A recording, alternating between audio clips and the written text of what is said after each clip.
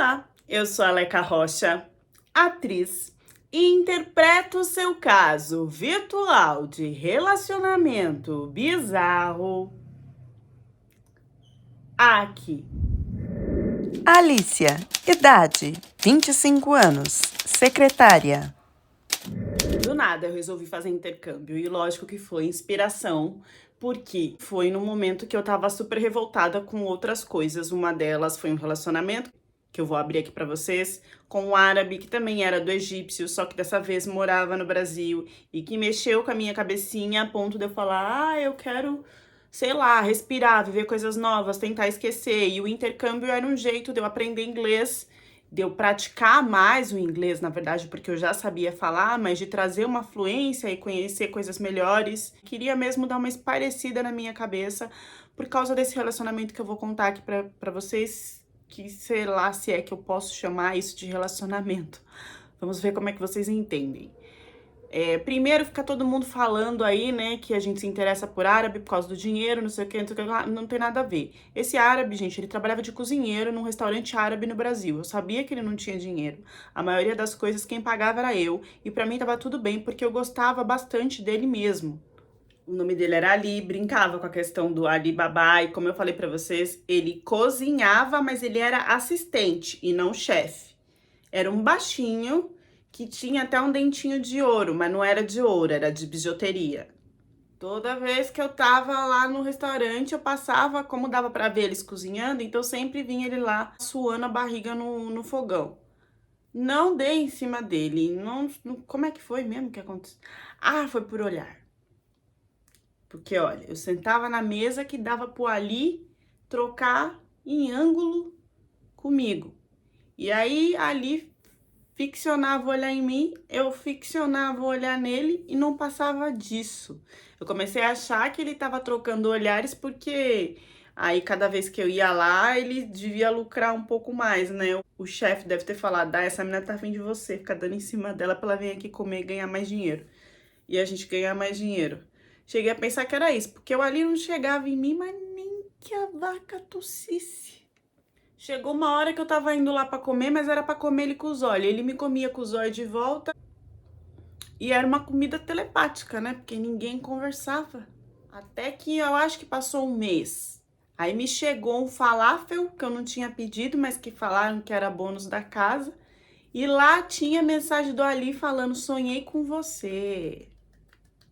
Não só isso, como no falafel tinha um coração de ketchup, nada a ver com a comida árabe. Ali eu percebi que aquilo não tinha sido feito pelo chefe, não tinha como um falafel vir com um coração de ketchup, a não ser que tivesse passado pelas mãos do Ali, que não parou com as declarações de amor por aí, porque ele pediu meu telefone quando a gente tomou coragem depois de um tempo conversando. E era estranho, porque a gente conversava pelo WhatsApp, mas eu ia lá no restaurante comer, a gente só se olhava, ele não chegava para falar comigo. Não sei se ele tinha vergonha que as outras pessoas vissem, não sei o quê. Então era uma coisa meio secreta só lá no WhatsApp. Quando a gente resolveu fazer chamada de vídeo, ali continuou com as declarações. E o coração de ketchup virou um coração no peito dele, que a primeira vez que ele ligou a chamada, ele já estava sem camisa, com um coração aqui no peitinho desenhado, com o meu nome, mas era desenhado de canetinha. E ele tomava banho e sempre refazia aquilo ali que ele falava que eu estava tatuada no coração dele. O coração dele era do lado esquerdo, mas virado pro ombro, mas tudo bem, eu gostava. Sem mais delongas, porque a pior situação não foi com o Ali, mas foi o Ali que me deixou trauma pra eu ir pra uma situação pior. O Ali começou a se encontrar comigo, a gente começou a ficar, mas isso era assim, gente, eu não tinha dinheiro nem pro Uber. Então eu pegava o carro do meu pai, ia lá, encontrava ele pra gente ir pro motel, porque eu não ia entrar no motel a pé, né? E Uber ali não tinha condições de pagar. A gente ficou desse jeito, nesse love, ele confirmou pra mim que a gente tava namorando, tá? Foram 6 meses de namoro, até que um belo dia fui mandar mensagem pro Ali, mensagem não chegou. Eu, sei lá, né, deixou o celular descarregado, não sei o que e tal. Passou 2 dias, nada, desapareceu a fotinho dele. Eu falei: "Ixi, agora foi, né?". Fui no restaurante, Só de olho eu percebi que ele não tava, mas eu fiquei com vergonha de perguntar. Preferi primeiro passar na casa dele pra ver se, né, eu acho que era melhor. Aí fui, não encontrei também ali, não encontrei ninguém, e o porteiro disse que ele tinha viajado de volta pro Egito. Aí fiquei na mão, né, que eu falei, como assim? Não me avisou nada. Aí resolvi voltar no restaurante conversar com um dos garçons que já tava percebendo tudo que tava acontecendo entre a gente. E esse garçom abriu pra mim que o Ali tinha voltado pro Egito numa situação de urgência, que muita gente não tinha sido avisada, mas que com certeza ele ia entrar em contato comigo. Coisa que não aconteceu por mais ou menos uns 4 meses. A rede social dele ficou moribunda, assim, não se mexia, ninguém curtia, não se postava, nada se fazia, mensagem no direct não chegava, enfim. Depois de 4 meses, o Ali teve a cara de pau de aparecer de novo no Brasil e falar pra mim que ele não teve tempo de me explicar que o pai dele tava com uma doença muito grave, que ele teve que ir correndo porque achou que eram os últimos dias do pai, mas o pai conseguiu se recuperar e eu fiquei assim, né? Tá, e o celular, meu amor? E a internet que eu sei que tem? Tipo, querido, né? Ele deu essa desculpa esfarrapada e depois disso aí foi só ladeira abaixo, que eu não vou ficar contando aqui pra vocês, porque o importante é o que aconteceu lá no Egito. Enfim, eu me decepcionei com Ali e fiquei me esforçando pra não ter mais conexão com ele, mas eu sonhava com esse homem. Eu acordava tomando café pensando nesse homem, eu tinha o perfume desse homem no meu armário e o cheiro que exalava e as coisas que ele fazia comigo que vinha na minha mente. E a roupa que eu tinha saído com ele, que eu pegava e tava com perfume. Ele tinha um perfume que era de cheiro de comfort, não era cheiro de perfume, mas grudava na roupa, na minha roupa. E aí eu queria não lavar a roupa pra continuar com o cheiro de comfort pra lembrar dele. Olha o grau que tava. Psicótico, obsessor, né? O que eu pensei? Vamos fugir, vamos fugir. Pra onde que eu vou pra fugir? Em vez de eu, sei lá, pensar em tentar um intercâmbio nos Estados Unidos, não, a bonita foi tentar um intercâmbio para falar inglês no Egito. Tem uma escola famosinha lá, né, que tem em outros países também. O Egito era o mais barato, era o que eu conseguia cobrir. Mas era onde Ali tinha nascido, né? E aí, lógico que devo ter assimilado na minha cabeça, vou fazer uma pirracinha para ele, vou postar que eu tô lá no Egito, pro bonitão ficar daqui babando. Fui por essa escola famosíssima, que é uma verdadeira bosta, porque eles não conseguiam fazer nada direito. Para vocês terem noção, quando eu cheguei lá, nem o meu cadastro estava feito, sendo que eu paguei, que foi pedido sei lá quantas folhas de documentação e não sei o quê. E o pior não foi isso, gente, porque eu me cagando no aeroporto, porque eu nunca tinha saído do Brasil. Cheguei no aeroporto, tinha que esperar alguém com a plaquinha com o meu nome. Gente, essa plaquinha com o meu nome não chegou em 2, em 3, em 4, em 5, em 6 horas. E eu ligava para a escola e nada deles me retornarem. Até eu chegar na exaustão da coisa e criar coragem, muita coragem de pegar um táxi. O cara do táxi foi uma outra loucura que eu vou contar para vocês. Porque eu me tremia, eu não sabia. Eu sabia, na verdade, o risco que eu tava correndo. Eu não sabia o que poderia acontecer com aquele cara do táxi. Porque, gente, eu tava com o celular sem internet. Eu deixei tudo pra organizar lá na escola, porque eles me pareciam pessoas que iam me direcionar em tudo. Era o que estava combinado no contrato, mas não foi o que aconteceu. Então, assim, eu só tinha o endereço da escola, falei lá com o taxista mais ou menos pra onde que ia. Gente, o taxista, vamos lá. Primeira coisa que eu notei nele, ele tava descalço, ele tava dirigindo descalço. Eu não sei se isso é proibido ou não no Egito. Não me pergunte, o que eu tô contando aqui foi o que aconteceu comigo. Eu tava super perdida, foi os flashes das coisas que eu vi. Quando eu olhei para aquele moço descalço, com o pé preto, pé sujo, eu falei, não, esse moço não é profissional, não sei. Eu já comecei, eu não sabia já se a linha de táxi era profissional, porque quando eu entrei lá no aeroporto, parecia que era aquela profissional ligada ao aeroporto, sei o que, tal, tal. Quando eu olhei o pé, eu falei... Aí já comecei a passar mal, que eu subi, que eu olhei pra roupa dele, a roupa dele tava com manchas, e eram umas manchas de rosa pro vermelho, que me fazia assimilar com aquele líquido vermelho. quando você acaba com a vida da pessoa? Gente, eu não sei se eu tava com medo, se eu já tava vendo muita coisa, mas eu juro pra vocês que eu vi essas manchas. E aí eu falei, meu pai amado, esse cara acabou com a vida de alguém? Ou será que ele só trabalha com animal, né? Porque pode trabalhar, né? Matando animal. E aí eu já me contorcendo, porque já não tinha mais como sair do carro. E eu via que ele me olhava, dirigia. Dirigia, me olhava. Até que uma hora ele soltou: Are you Brazilian? Eu, yes. Morrendo. E aí ele olhava, Brazilian? Brazilian? Eu acho que ele falou esse Brasília umas 4 vezes. E eu, Brasília. Morrendo de medo. Aí que eu fui ver, né, que ele falava inglês, ele meio que, não sei se ele gostava de brasileira, achava que brasileira era não sei o que ele pensou, sei que depois que eu confirmei que eu era brasileira, ele começou a conversar comigo, abrir a vida dele. Começou a desabafar de tudo. Ele não só desabafava, como ele me mostrava a foto e os vídeos das coisas que ele resolveu contar pra mim. E quando ele fazia isso, eu via que ele, via que tinha errado o caminho, esquecido de entrar, porque ele estava mais focado em contar a vida dele pra mim do que me levar pra onde eu tinha que ir. E eu desesperada, porque foi passando horas e horas e horas e horas e horas.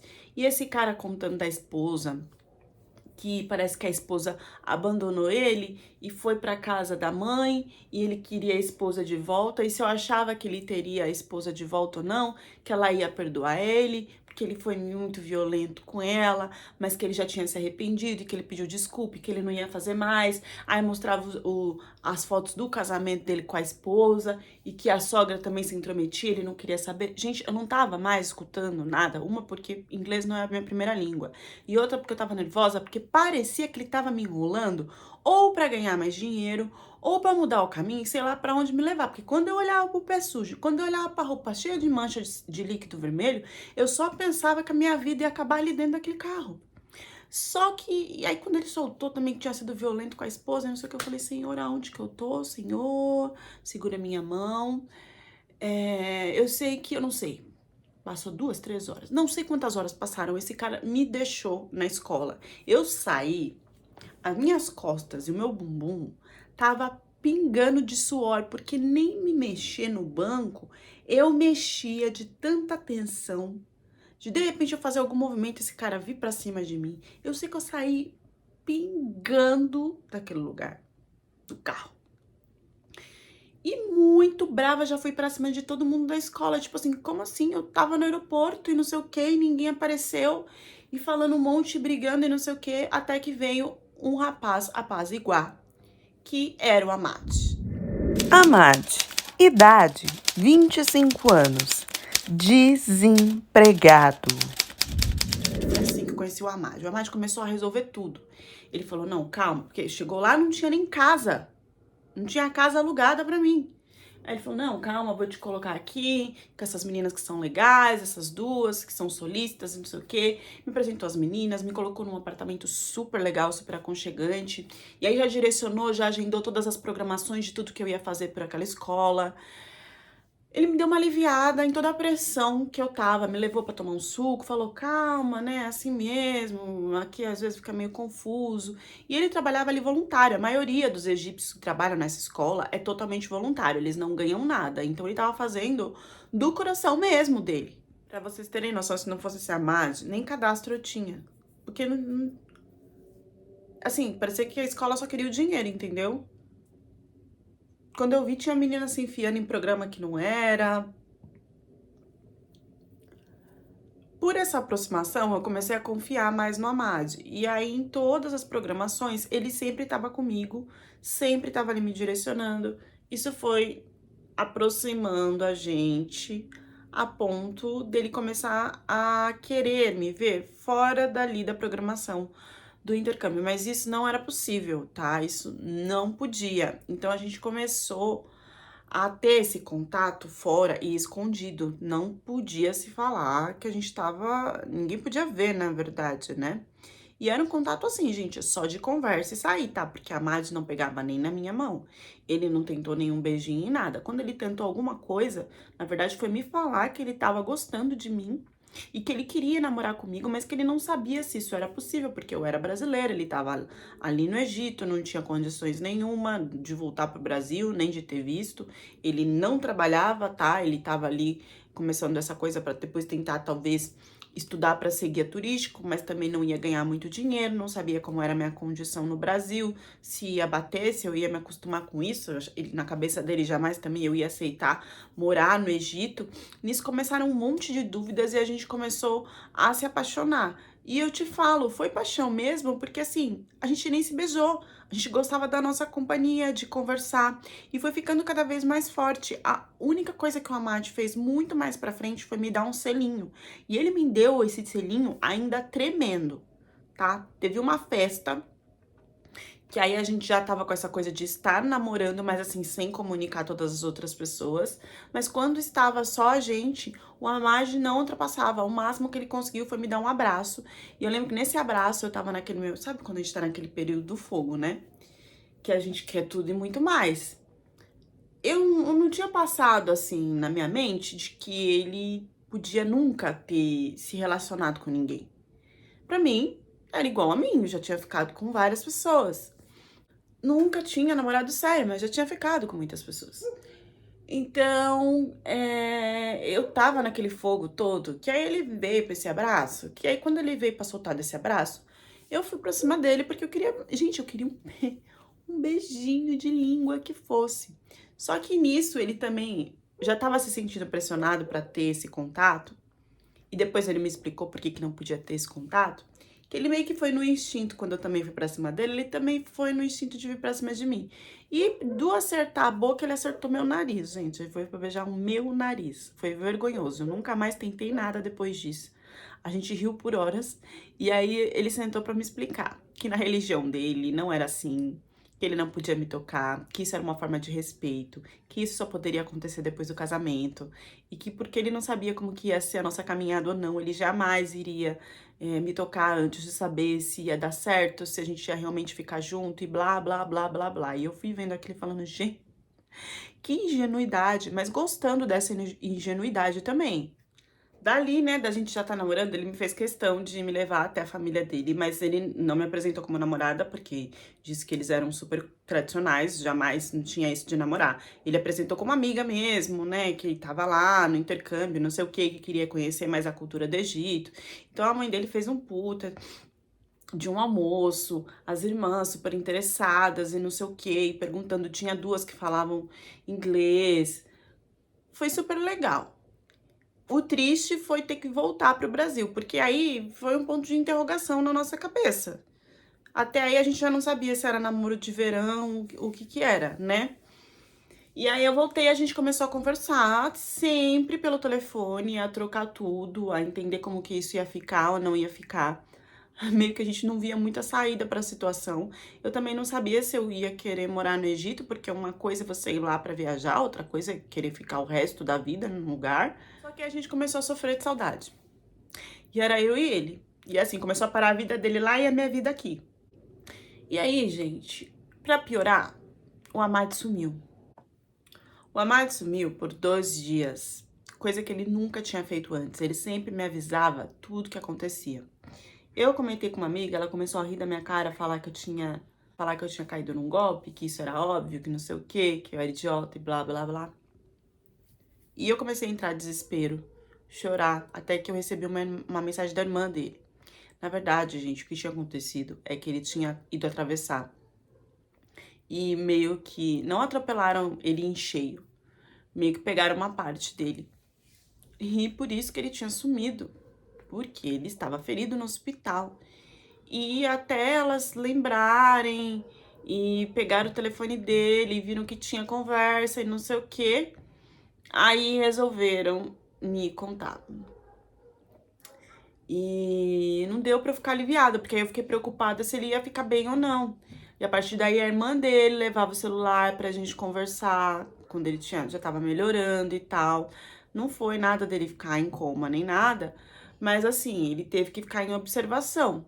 Depois desse tempo, tanto eu como ele vimos que a gente tinha que ficar junto, porque a gente não sabe o que vai acontecer no dia de amanhã. a gente se gostava muito e era ou vai ou racha, não tinha como ficar longe por muito tempo. E foi o racha, a gente decidiu então casar e ficar junto. Ele disse que ia conversar com a mãe dele quando eu estivesse lá, mas que os pais dele aceitariam caso eu me convertesse ao Islã.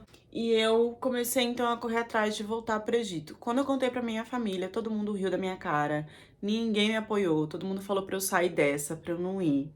Só que eu era maior de idade e eu queria ir viver a experiência. E eu lembro muito bem da minha mãe e do meu pai lavar as mãos. Falar, olha, a gente vai fazer o máximo para que você não vá. Mas se não tiver outra escolha, lá, quando você estiver lá, você não venha pedir ajuda, porque a gente não vai ajudar. Eles foram muito criteriosos nisso. E eu me ferrei nessa, né? Porque eu bati o pé com eles. Como eles não me ajudavam, eu comecei a vender um monte de coisa. Comecei a vender docinho, comecei a vender trufa, comecei a reciclar latinha, comecei a meter a louca pra conseguir juntar dinheiro pra ficar lá no Egito. Porque o nosso dinheiro vale muito lá, então também não precisava de zilhões e zilhões. E aí levou um tempo aí de meses e meses até a gente conseguir. O Amad, ele não trabalhava, mas a família dele tava super disposta a ajudar a gente até ele conseguir trabalho. Ele tava pensando em alguns cursos que ele já queria fazer e ia dar super certo, a família dele era super acolhedora, a gente tava pensando super positiva e eu meti o louco e fui assim mesmo, sem pensar. Eu fiz até rifa e brigadeiro pra isso. E eu já comecei a ter contato com a família dele pelo telefone. Família que eu digo pai e mãe, né? Porque as irmãs eu já tinha. Bom, eu lembro que antes de eu ir, o Amad entrou numa conversa que eu até achei um pouco estranha, mas eu acho que talvez pelo inglês, que não é a minha primeira língua, eu não entendi a importância que era essa conversa pra ele. Eu achei que era mais uma conversa diária, e na verdade ele tava avaliando uma coisa pra saber como que ia ser o resultado de eu lá no Egito, e eu não percebi. Que era o quê? Ele começou a conversar comigo sobre os meus relacionamentos passados. E ele queria saber se eu tinha ficado, com quantos homens eu tinha namorado e como que era isso. E eu entendi assim, porque assim, eu nunca tive nenhum namoro sério. Então o que eu falei pra ele é que eu nunca tinha namorado com ninguém. Isso não abonava de eu já ter ficado com outros caras e de eu já ter me relacionado com esses caras. Só que nessa resposta curta e ainda em inglês, eu acredito que ele tenha entendido que eu era virgem. E não era o meu objetivo que ele entendesse isso. Eu só queria falar que, sério, eu nunca tinha ficado com ninguém. Eu nunca tinha tido ninguém. Mas, com certeza passou essa imagem. E aí veio a primeira mentira. Que eu não menti. Foi só o jeito que eu falei em inglês. Pra ele eu era a pura do rolê, ele era o puro do rolê, mas ele não me falou. Ele ficou tranquilo com essa confirmação minha e falou, tudo bem, estamos quites, vai dar tudo certo, segue o fluxo. Tudo isso ele organizou na cabeça dele sem me perguntar, você é virgem, você, entendeu? Você se relacionou com outro homem? Não, sério não. Ah, então ela é pura. Fui para o Egito contra a vontade dos meus pais. Cheguei lá, fui recebida numa casinha, que era a casinha que eu não falei pra vocês, mas era uma casinha super humilde, cheia de adereço, de coisa, principalmente dourada, nada era ouro, mas tava tudo lá, como se fosse enfeites e aquela coisa, né? Aquelas cadeiras e pá. Começaram as estranhezas. Eu sempre ouvi falar, e tenho assim, né, com muitas meninas, que árabe é um povo super acolhedor pra comida, não falta comida, te dá tudo e não sei o quê. E a mãe do Amad, ela começou a dar comida pro Amad e dividir comigo. Então, assim, ela que colocava a comida de todo mundo nos pratos, o prato do Amad era o prato pra mim e pra ele. Não tinha o meu prato separado. Começou por aí a coisa ficar estranha. As meninas, né, as irmãs, elas pareciam super solícitas comigo. Mas eu lembro que logo nos primeiros dias tinha um casamento de um outro parente. E ele não tinha, o Amad não tinha me avisado desse casamento. Eu não sabia como é que tinha que ir. Ele me avisou assim, sei lá, faltando 30 minutos. E eu falei, mas e aí agora? Que eu só tinha mais coisa curta e tal. E aí, sei lá, uma irmã dele poderia me ajudar ou me emprestar alguma coisa, mas elas não se moveram pra isso. E eu meio assim, e ele meio que desconversando, porque tinha que ter falado antes e não tinha lembrado. Mas também não saiu pra comprar nada pra mim, ninguém resolveu nada, eu estava de calça jeans. E aí, essas meninas começaram a me invadir, falar que tinha visto maquiagem minha nas minhas redes, que eu fazia muito bem, e elas usavam, todas usavam hijab, mas maquiagem podia, né?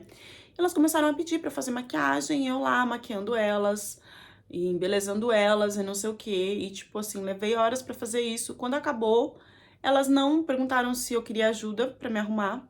Eu praticamente assim, acabou todo mundo, ai, vamos, que agora não sei o quê, e aí vamos, e aí vai todo mundo pro carro, e aí não tem como se arrumar e não sei o quê, gente. Eu acabei indo de calça jeans, sem nada assim. E esse casamento era muito luxuoso, não que todos sejam, tá? Mas esse, as mulheres estavam muito, muito arrumadas. Então todo mundo olhava, ria e falava de mim, inclusive as irmãs dele. E aí eu comecei a me sentir muito mal com essa situação. E ele meio que tentava disfarçar, mas não dava pra disfarçar, né? Eu cheguei a ficar num canto assim e chorar, porque eu fiquei muito mal mesmo. E depois disso, começou umas coisas estranhas, assim, do tio dele ficar na frente da casa e ficar pedindo sempre pra eu levar água, pra levar suco, pra não sei o que, ele sempre pedia pra mim, como se eu fosse empregada, aí ficava todos os homens lá na frente da casa, e o Amado estava, sei lá, onde com a mãe dele, e eu sempre tinha que ficar servindo eles, sabe? A gente dormia em quartos separados, o quarto do Amado tinha ventilação, o meu não tinha ventilação, e era muito quente, eu passava muito calor, eu passava muito mal. Até que no belo dia ele chegou e falou que tinha que fazer um anúncio pra família dele, que ia casar comigo, não sei o que tinha contado, e juntou todo mundo pra falar isso, e foi o maior auê, aquela coisa. Quando ele firmou e falou mesmo, né, ele falou em árabe e falou em inglês pra eu entender, a mãe dele começou a destrambelhar e a falar loucamente em árabe, de um jeito que eu via que ela tava um pouco alterada, e ele tentando disfarçar pra mim de que tava tudo bem, de que ela falava daquela altura mesmo, e que não era nada demais, que ela só tava falando sobre as questões do casamento, o que ela queria, o que ela não queria, e não sei o quê, e que depois ia marcar um dia pra ela conversar comigo e que tava tudo bem.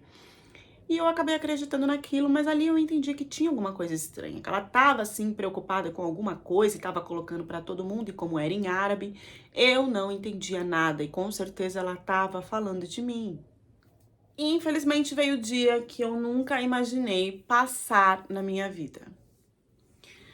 Foi o dia que ele virou e falou que eu ia ficar só com a mãe dele e as irmãs. Duas falavam inglês, tava tudo bem, mas era um dia de mulher sobre... E se iria falar sobre as coisas do casamento, ele não podia participar, mas que tava tudo bem, qualquer coisa depois eu podia conversar com ele. Cara, eu levei aquilo numa boa, eu achei que se iriam falar de adereços, de vestido, mas foi um questionário, e esse questionário virou uma coisa assim tão bizarra, tão humilhante e constrangedora.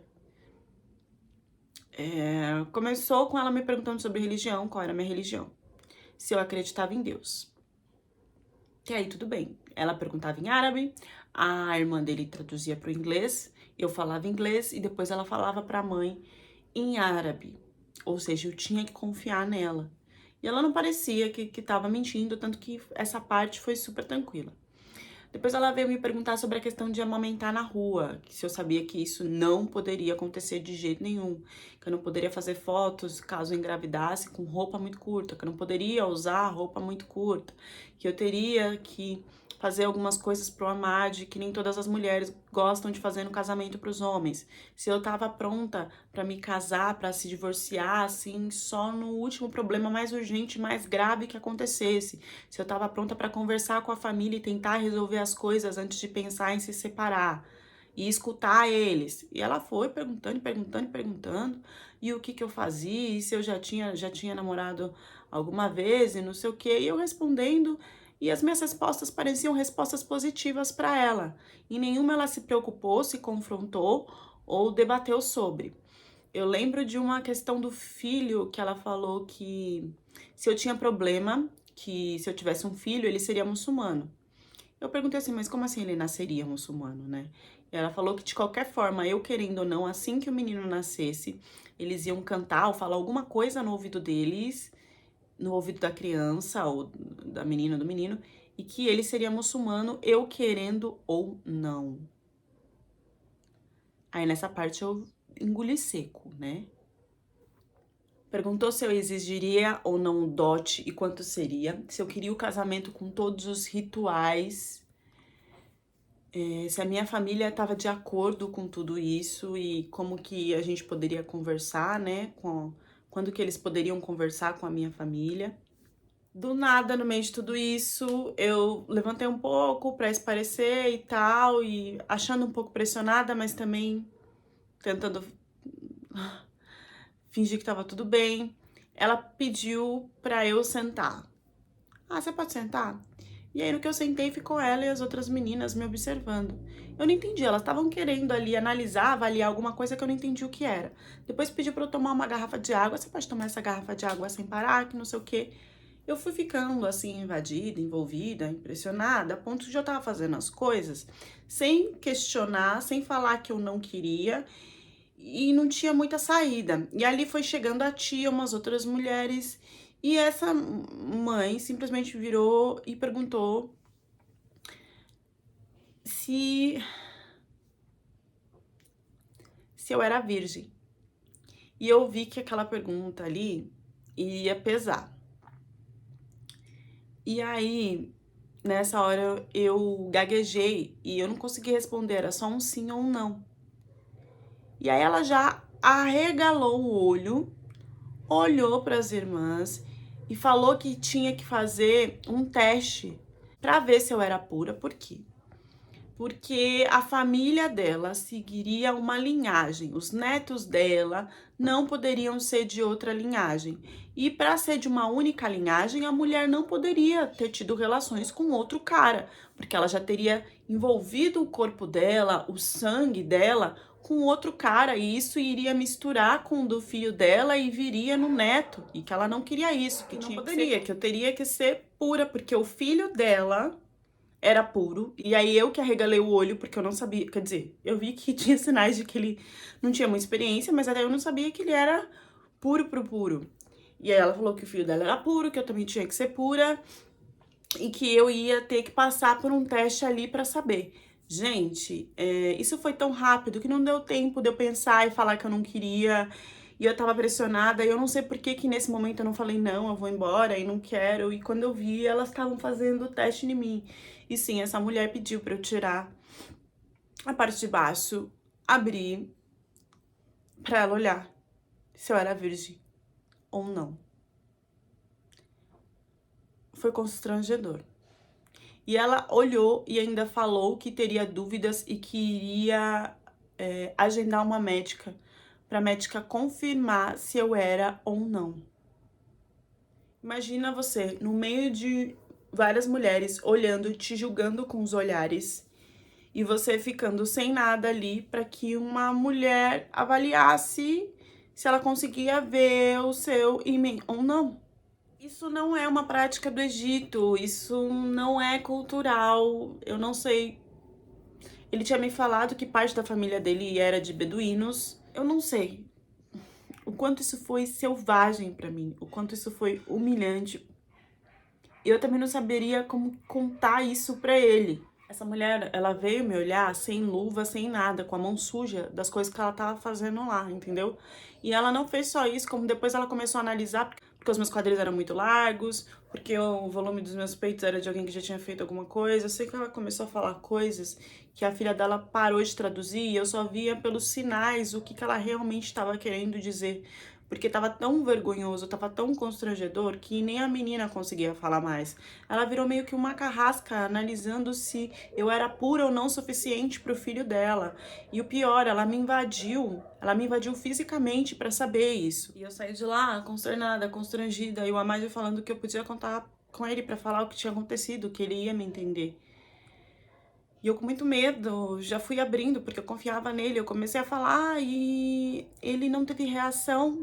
Ele não teve reação de ir contra a mãe dele, ele não teve reação de atacar e nem de me defender. Ele falou que a mãe dele sabia o que estava fazendo. Nessa hora me faltou ar, me veio na cabeça tudo que eu corri pra estar ali, tudo que eu vendi. Me veio os meus pais me falando me alertando, veio tudo assim. Eu olhava pra ele, eu só chorava, chorava, e ele não me deu um abraço.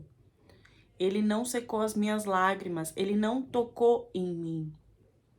E ele pensou que eu ia digerir aquilo como se tivesse tudo bem. Quando eu falei que eu tava mal, que não tava tudo bem, e eu fui ficando cada vez mais carente, mais vítima, pra ver se eu tinha alguma forma de apoio dele, ele cada vez mais foi se afastando e chegou ao ponto de falar que talvez a nossa cultura fosse muito diferente e que era melhor a gente não seguir mais com isso. Eu é que tinha que sair de lá desesperada, denunciando e falando igual uma louca, e quem me deu fora foi o Amad.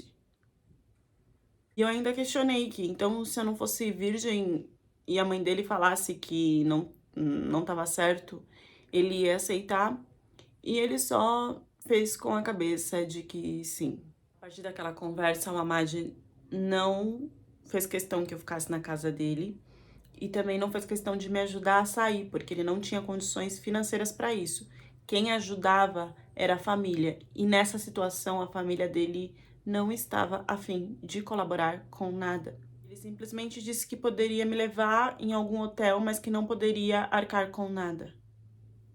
E ele iria me deixar e me deixou sozinha em uma região que para mim parecia perigosa, que era uma coisa tipo paupérrima de pobre, que era uma coisa assim de comunidade, que eu via que tinha gente que podia ser perigoso, principalmente de uma mulher sozinha e homens, e o lugar fedia. Ai, eu não sei explicar, era um quartinho de terror.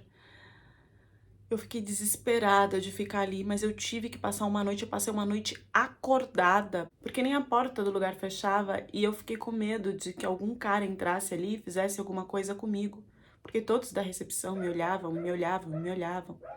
E ele não se preocupou com nada, era como se a mãe dele tivesse descartado, que na verdade ela ainda queria avaliar e eu não aceitei, então ele seguiria o que a mãe dele tivesse falado.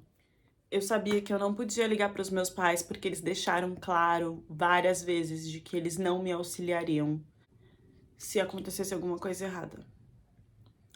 Então eu tive a brilhante ideia de pegar um táxi para o endereço da escola que eu já tinha ficado outra vez e tentar ser acolhida ali até eu conseguir uma passagem com as economias que eu tinha levado para casar. Então, essa escola me acolheu. Felizmente, uma menina lá me acolheu. E aí eu liguei para os meus pais e, óbvio, eles ficaram preocupados e eles me ajudaram, diferente do que eles falaram que não ia me ajudar. Eles me ajudaram, sim. Aí eu consegui rápido uma passagem para voltar para casa. Mas antes eu tive que escutar. Eu te avisei, olha onde você se enfiou, podia ter sido pior. Enfim, escutei loucuras, escutei várias broncas e me senti muito, muito, muito humilhada. Me senti muito triste, mas o importante foi que eu consegui voltar para minha casa. Quando eu voltei para casa, o Amad nunca mais comunicou comigo, ele não quis saber se eu tava bem, nada. Mas eu ainda estava obcecada por ele e fiquei procurando e vendo tudo na internet por um mês. Depois de um mês e meio, eu acompanhei o noivado dele com uma outra egípcia.